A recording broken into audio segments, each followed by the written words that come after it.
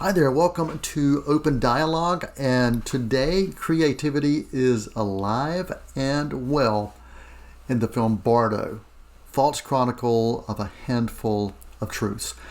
And today on Open Dialogue, we're incredibly happy and pleased to have as our guest two acting talents who bring this amazing world to life. Please join us as we spend time talking to Ximena Lamadrid and Daniel Giménez Cacho for the film Bardo. Okay. Hi. Hello. Hi. Hi, this is Noel Manning with Open Dialogue Meet Me at the Movies. I hope you are both doing marvelous today. Yeah. Thank you, Noah, for this time to chat with you. Absolutely. Ximena and Danielle, really thank you so much. I really appreciate you spending time talking about Bardo. This is such an amazing film that is fueled with creativity. I'd love for you both to share how this creativity and this type of film allowed you as acting talents to explore the characters. Well, this was a huge opportunity because I was able to try a way of working that I've never tried before, which means do not build a character, do not construct or design a character. Every morning in my meditations, this was like, how do you feel today? Well, that's the way you're going to be. The character is going to be today. Never trying to achieve something or trying to arrive to a certain point. Just let the things happen and flow. Of course, for doing that, you need a very solid platform to work on that, and you need a lot of trust, and that's all that Alejandro constructed for us to let us just fly. It was marvelous and magical experience.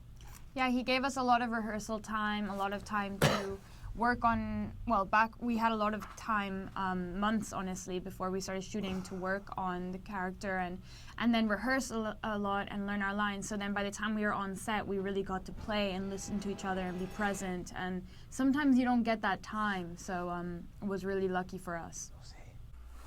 You mentioned Alejandro, and he is truly incredible, and he's known for pushing these artistic boundaries and challenging the landscapes of film.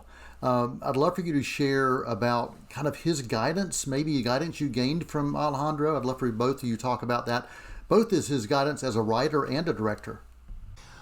Guidance, well, it was very funny that the process was very magical, no? I can say he just gave me, well, before we start, he was always talking to me about vulnerability. That was the word, the magic word he used. Yes. But after in the process, it was not a process where he was saying, come pull here, do that. No, everything was flowing. I remember maybe in the dancing scene. Good scene. After I was trying some stuff, he said, it's nice, but what about trying something more luminous, more brilliant, not so dark? Because I was doing funny things, and he said, try to do it more joyful, more brilliant. No? Yeah. Yeah. But Yeah. the rest was just fine. Go. And it was marvelous. Yeah, I think part of that guidance came from trusting us and really knowing that we could deliver and do the work, and casting us so well that he's like, this is in your hands, and I know that you are this character, you embody this character, so just relax. And what he loved about us was this organic sense of working and acting, very moment-to-moment work, and very natural. So I think that we did that, and it looks good. Yeah, that authentic, you mentioned that authentic, organic style of being able to breathe within that character and allow it to flow within that story. You don't always get those opportunities, and sometimes when you're allowed that freedom, there can be challenges that come along with it. Did you feel like there were any challenges with bringing your characters to life within this unique story? I think that definitely, because of all the time he gave us to rehearse and to work on it, by the time we were doing the scene, I really could just be myself and with Daniel and in our pool scene and listen to each other. I think the challenges are sometimes on film.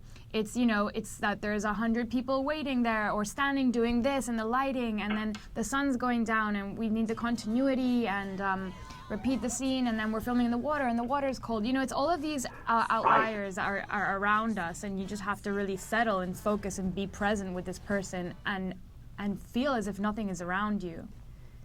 Yeah, but in the same time, we had all the conditions to concentrate and to be really, to be present.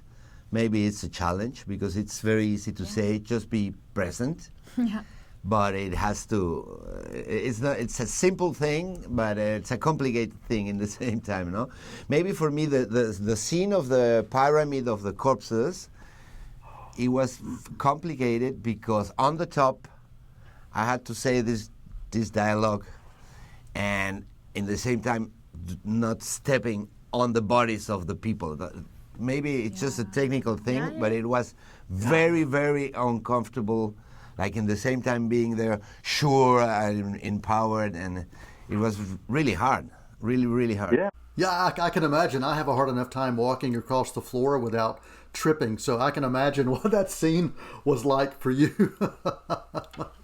Well, I honestly, I found this film to be such an incredible introspective journey of self-discovery, reflection, and an exploration of relationships as well. And it spoke to me about what it means to search for humanity, sometimes within situations and times that may seem inhumane. I'd love for you to speak about thematically what message or meaning you both gained from being a part of this. Well, I think there are many. There are many levels of reading this movie or perceiving it. That the most important thing for me is that we stop the craziness of our lives and we make contact with ourselves, and we start to reflect how's the relation with our father, how's the relation with our neighbors, how's the relation with my past, how do I see the future. Just take some time and relax. That's what I hope that this movie could help people to say, how do I feel with all the injustice, the cruelty in the world? How do I feel about that? Just take some time and reflect about it. Yeah, and also I think for me what I like to talk about when I speak of the message of the film is how it's such a personal, vulnerable, such a brave film that brings so many different sort of aspects to life, and then how it's so personal that it's universal, right? So I think we can all find a part of us in several, a couple, if not several moments of the film, and connect to it, and then also feel like, okay, I've felt that before, or I've had that experience, I don't know, at the airport, or with my dad, or with my parents, and really just kind of feel like you belong, or you can connect with someone, and what you said about humanity is really special too, because it's just, it's human things that maybe we don't talk about or we don't laugh about. And Alejandro likes to say that humor is one of, the greatest therapies in the world. So I think to bring these things to life in such a way is really brave and really inspiring. Danielle, thank you so very much. I really appreciate your time. Thank you. And thanks for your thoughtful responses, and thank you for engaging in a story that really breathes on so many different levels. Thanks for joining us. Thank you so Thank you much. very much. Thank you.